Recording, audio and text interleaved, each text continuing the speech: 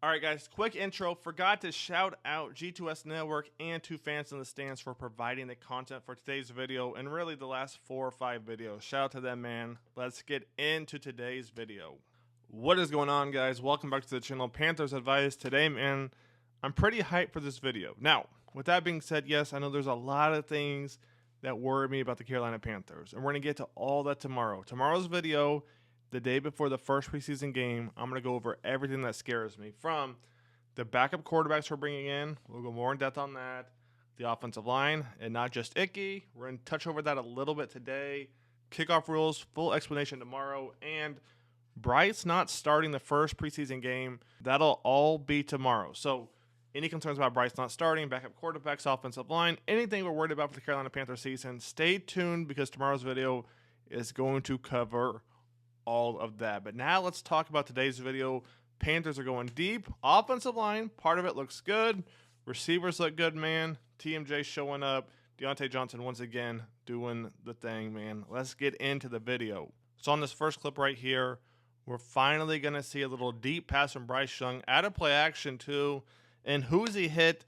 Mr. Diontae Johnson, man. Woo, this excites me a lot. Why? Because we haven't seen it yet. You know, and I know why. Dave wants to go over the basics. He wants to make sure we have all the fundamentals down. That's just the kind of guy Dave is. But right here, man, little play action, little jet sweep on top of that. And Diontae's wide open.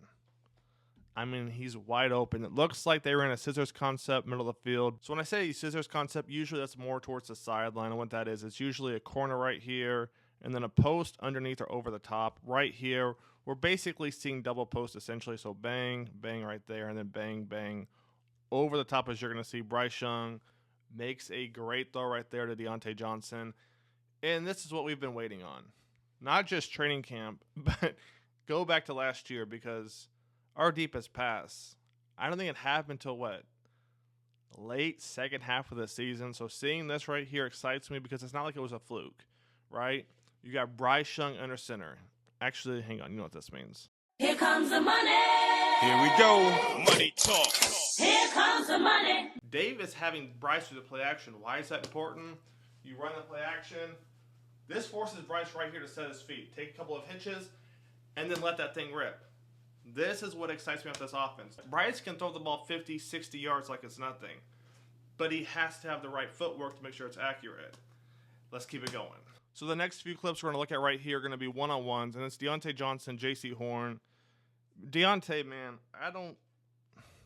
for some of you who don't believe in him, yes, his catching may not be the best if you want to put a knack on him.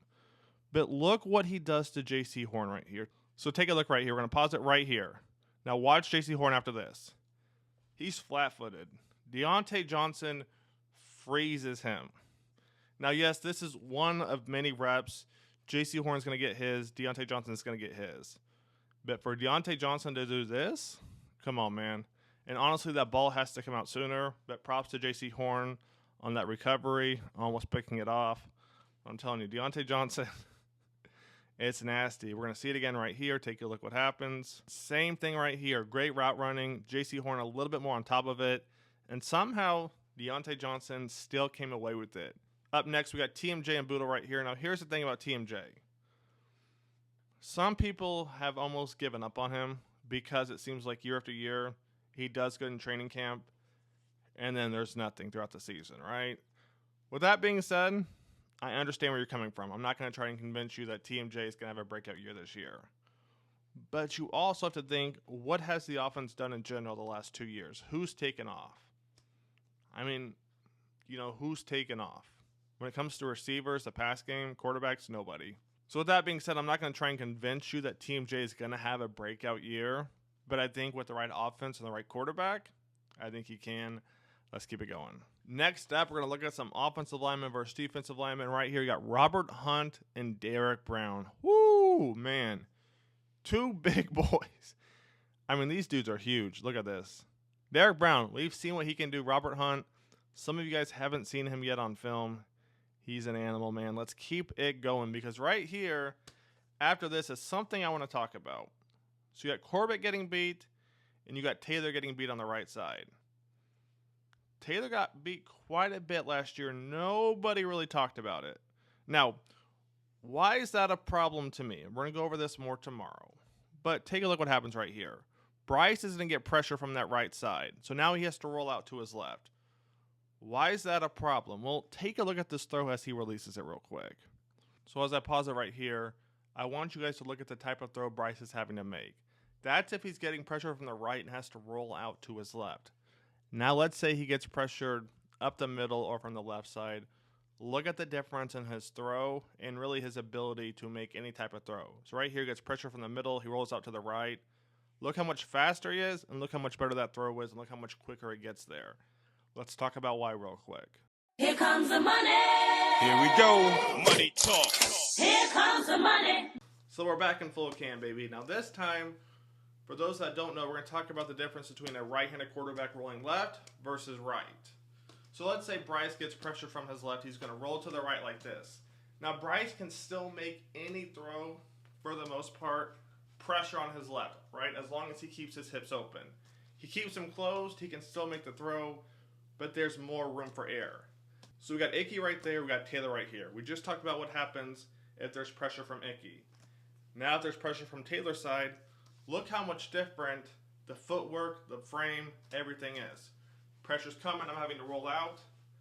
My hips are open, but I'm trying to throw it to the left. It's not going to work like that. So what's going to happen is his hips are closed, and we're going to see a weaker throw. Pressure from the left, bang, bang, bang. Now let's say hypothetically he was left-handed quarterback.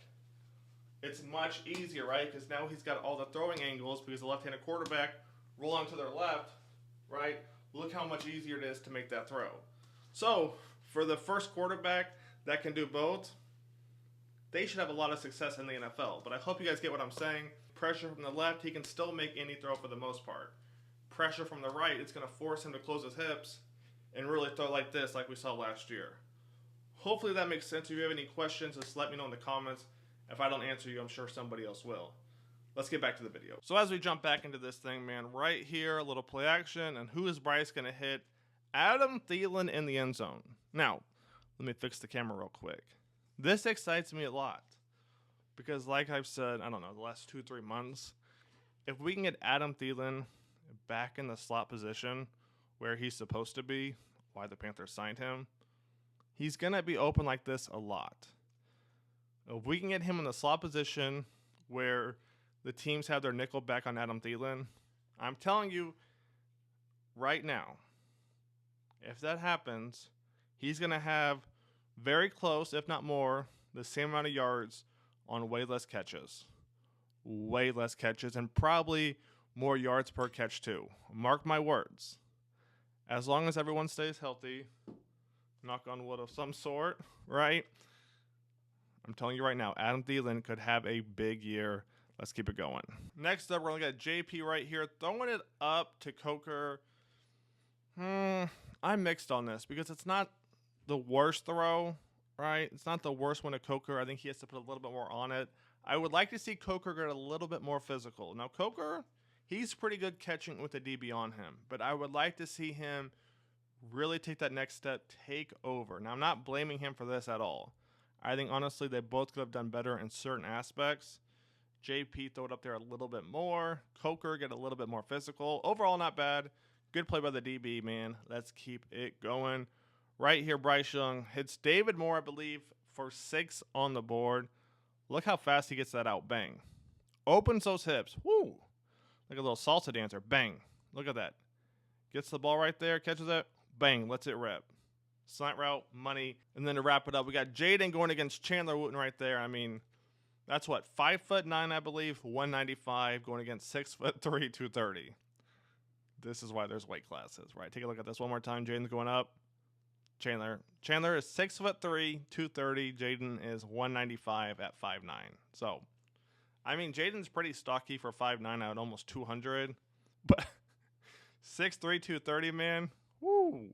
That ain't easy. So that's going to wrap it up. I hope you guys have enjoyed the video. Stay tuned for tomorrow, man. Tomorrow I'm going everything that scares me about the Carolina Panthers heading into 2024.